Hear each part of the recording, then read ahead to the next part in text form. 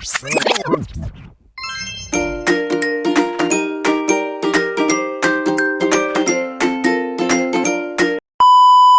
raw niya sinadya na mabangga yung kotse sa pader nila. Pwede ba daw ito ipaayos sa insurance niya? Ang sagot ay yes. If may comprehensive insurance coverage po kayo, pwede po kayo mag-claim under own damage coverage.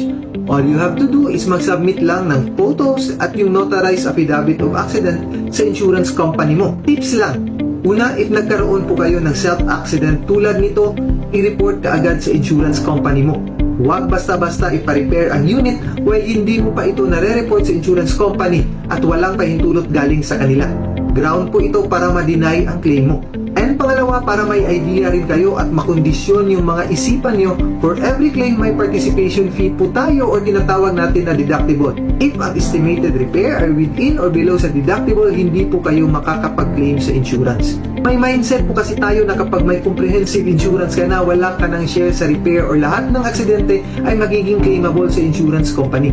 And that's it. Kung gusto mo pa ng mas marami pang sagot at tips tungkol sa vehicle insurance, like and follow us para lagi kang updated. Kung may tanong ka, huwag mag-atubiling i-hit ang comment section below o sa lahat ng social media channels po namin dito sa TikTok, Facebook, Instagram at YouTube. At tutulungan po namin kayo.